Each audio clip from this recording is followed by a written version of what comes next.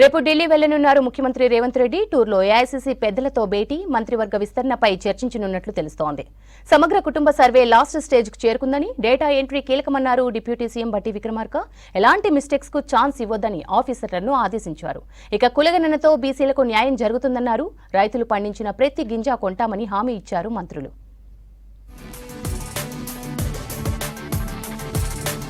CM Revanth Reddy మరోసారి ఢిల్లీ బాట పట్టనున్నారు.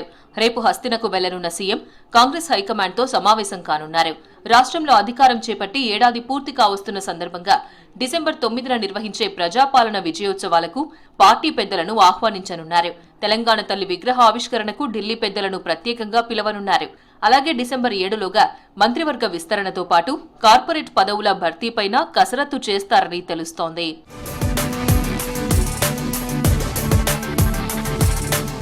సమగ్ర కుటుంబ సర్వే చివరి దశకు చేరుకుంటుందని, డేటా ఎంట్రీ చాలా కీలకమన్నారు డిప్యూటీ సీఎం భట్టి విక్రమార్క. ఎలాంటి పొరపాట్లకు అవకాశం ఇవ్వొద్దని అధికారులను ఆదేశించారు.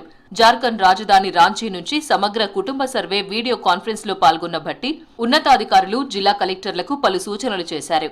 సర్వే దశలో పట్టణ ప్రాంతాల్లో డోర్ లాక్, ఇంటి దగ్గర అందుబాటులో లేకపోవడం వంటి కొన్ని సమస్యలు వస్తున్నాయని చెప్పారు. వారికి ఫోన్ చేసి సర్వే గురించి తెలియజేయడం ద్వారా ఆ వివరాలను క్రమబద్దీకరించుకోవాలని, వారిని అందుబాటులో ఉండమని కోరాలని ఆదేశించారు.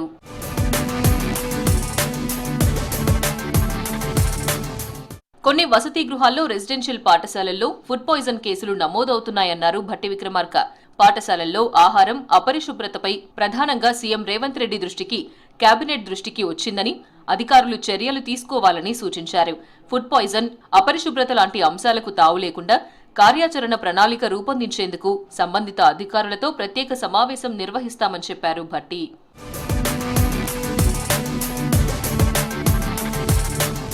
రాష్ట్రంలో రైతులు పండించిన ప్రతి పంటను కొనుగోలు చేస్తామన్నారు మంత్రి ఉత్తమ్ కుమార్ రెడ్డి. ఇండ్లు లేని అర్హులందరికీ ఇందిరమ్మ ఇండ్లు ఇస్తామన్నారు. సూర్యాపేట జిల్లా హుజూర్ నగర్ మండలం వేపల సింగారంలో ధాన్యం రాసుల్ని పరిశీలించారు మంత్రి ఉత్తమ్. రైతులతో మాట్లాడిన ఉత్తమ్ కొనుగోళ్లపై ఆరా తీశారు. సమయానికి లారీలు రావడం లేదని మంత్రికి ఫిర్యాదు చేశారు అన్నదాతలు. వెంటనే ఉన్నతాధికారులకు ఫోన్ చేసిన ఉత్తమ్ ట్రాన్స్పోర్ట్లో జాప్యం లేకుండా చూడాలని ఆదేశించారు.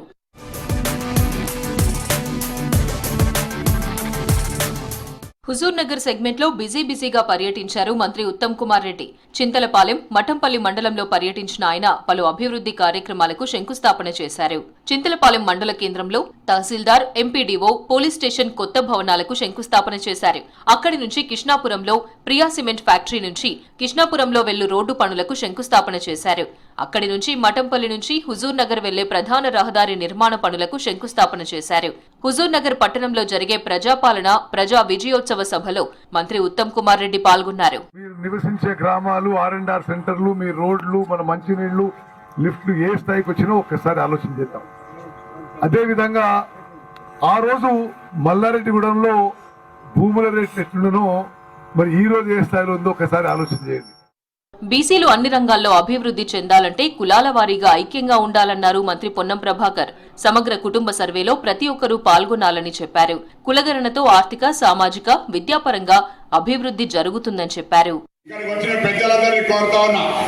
ఎవరైనా సర్వే సమాచార సేకరణకు ఆ ఎన్యూమరేటర్ ఇప్పటి వరకు మీ ఇంటికి కానీ మీ చుట్టుపక్కల ఇళ్ళకి కానీ రాకపోతే దయచేసి ఆయనను పిలుచుకొని మీ సమాచారాన్ని మీ కుల సంఘం, పెరిక సంఘానికి సంబంధించి యావత్ రాష్ట్రంలో ఉన్న వాళ్ళందరూ కూడా తప్పకుండా నమోదు చేయించుకోవాలని సందర్భంగా కోరుతా ఉన్నాం. ములుగులో మహిళా సంఘాలు, ఆశా వర్కర్లతో పాటు ప్రజలకు క్యాన్సర్ స్క్రీనింగ్ టెస్టులు ఏర్పాటు చేస్తామన్నారు మంత్రి సీతక్క. ఏటూరు నాగారంలో గిరిజన భవనంలో మహిళా అభివృద్ధి, శిశు సంక్షేమ శాఖ మరియు గ్రేస్ క్యాన్సర్ ఫౌండేషన్ హైదరాబాద్ వారి ఆధ్వర్యంలో అంగన్వాడీ టీచర్లు, ఆయాలకు ఉచిత క్యాన్సర్ నిర్ధారణ పరీక్షా శిబిరాన్ని ఏర్పాటు చేశారు. కార్యక్రమాన్ని MLA Tellam Venkatrao, collector Divakar, Grace Cancer Foundation ప్రతినిధులతో కలిసి ప్రారంభించారు మంత్రి సీతక్క. 40 ఇయర్స్ దాటినటువంటి అంగన్వాడీ టీచర్ అమ్మలకు, ఆయలకు మరి గ్రేస్ ఫౌండేషన్ వారి యొక్క సహకారంతో ఈరోజు క్యాన్సర్ టెస్టులతో పాటు ఇతర టెస్టులను కూడా నిర్వహించడానికి ఈ యొక్క శిబిరాన్ని ఏర్పాటు చేయడం జరిగింది. గ్రామాల అభివృద్ధి లక్ష్యంగా ప్రభుత్వం పనిచేస్తోందన్నారు మంత్రి జూపల్లి కృష్ణారావు. జీవనోపాధి కోసం వెళ్లే వలసలను అరికట్టే దిశగా ప్రభుత్వం కృషి చేస్తుందని చెప్పారు. నాగర్ కర్నూలు జిల్లా కొల్లాపూర్లో చేపట్టిన పలు అభివృద్ధి పనులను పరిశీలించారు జూపల్లి. పట్టణ సుందరీకరణలో భాగంగా డివైడర్పై ఉన్న పాత మొక్కలను తొలగించి కొత్త మొక్కలను నాటాలని అధికారులను ఆదేశించారు.